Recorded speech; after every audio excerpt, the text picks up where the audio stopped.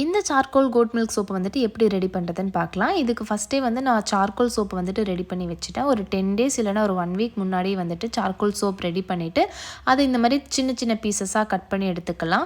உங்கள்கிட்ட ஆல்ரெடி இருந்துச்சு அப்படின்னாலும் அதையும் நீங்கள் உங்களுக்கு வேண்டிய அளவுக்கு கட் பண்ணி எடுத்துக்கலாம். இந்த மாதிரி எவ்வளோ வேணுமோ அது எல்லாமே சின்ன சின்ன க்யூப்ஸாக வந்து நான் கட் பண்ணிக்கிட்டேன். இதை வந்து ஒரு மோல்டில் நான் ட்ரான்ஸ்ஃபர் பண்ணிக்கிட்டேன். எல்லாமே ஒட்டுக்காக போடாமல் கொஞ்சமாக கீழே லேயரில் மட்டும் ஒரு லேயர் போட்டு வச்சுட்டேன். இதுக்கு இடையில வந்து நம்ம கோட் மில்க் சோப் பண்ணுறதுக்காக ஆயில்ஸ் ரெடி பண்ணிவிட்டு அதில் கோட் மில்க் பவுடரை ஆட் பண்ணிவிட்டு, நான் ஃப்ரெஷ் மில்க் எடுக்காமல் பவுடர் தான் ஆட் பண்ணேன். பவுடரை ஆட் பண்ணிவிட்டு நல்லா மிக்ஸ் பண்ணிவிட்டு பேட்டருக்கு கன்சிஸ்டன்சி வந்த பின்னாடி நமக்கு என்ன எசென்ஷியல் ஆயில் வேணுமோ அந்த எசென்ஷியல் ஆயில் ஆட் பண்ணிக்கிட்டேன். இதில் வந்து நான் லாவெண்டர், ரோஸ்மெரி, வெண்ணிலா ஆட் பண்ணியிருக்கிறேன்.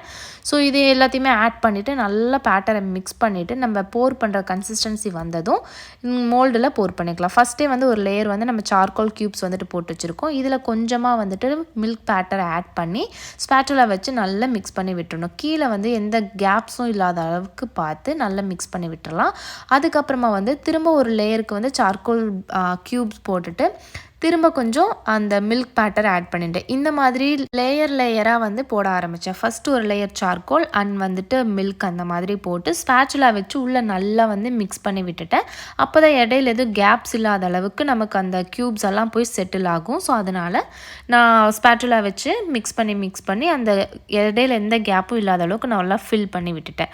இடையில எந்த ஒரு ஏர் பபிள்ஸும் இல்லாத அளவுக்கு நல்லா தட்டி விட்டுட்டு இதுக்கு மேலே தான் டிசைன் பண்ணலாம்னு சொல்லிட்டு நம்ம கட் பண்ணி வச்ச சார்கோல் க்யூப்ஸை எடுத்துட்டு மேலே கொஞ்சம் கொஞ்சமாக எடுத்து பண்ணிக்கிட்டேன்.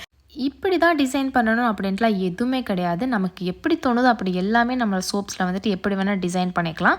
டிசைனிங்லாம் முடிஞ்ச பின்னாடி ஒரு 1 or 2 days நல்லா ட்ரை பண்ணிவிட்டு அன்மோல்ட் பண்ணிக்கலான்னு பார்த்தா நான் நெக்ஸ்ட் டேவே வந்துட்டு அன்மோல்ட் பண்ணிட்டேன்.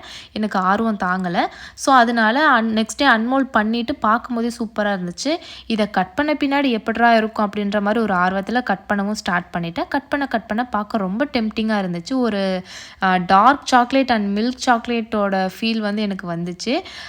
ரொம்ப டெம்ப்டிங்காக இருந்துச்சு. ஸோ அவ்வளோதான். இந்த சோப்பை வந்துட்டு நான் இப்படி தான் ரெடி பண்ணேன். சார்கோல் சோப்பை சின்ன சின்ன க்யூப்ஸாக கட் பண்ணிவிட்டு மில்க் பேட்டரோட மிக்ஸ் பண்ணி ஆட் பண்ணோம்னா இந்த மாதிரி ஒரு க்ரியேட்டிவாக ஒரு சோப் வந்து நமக்கு கிடச்சிரும். ஸோ இதே மாதிரி நீங்களும் ட்ரை பண்ணி பாருங்கள். அடுத்ததாக இதே மாதிரி ஒரு நல்ல ஒரு டிசைன் வீடியோவில் பார்க்கலாம். தேங்க்யூ.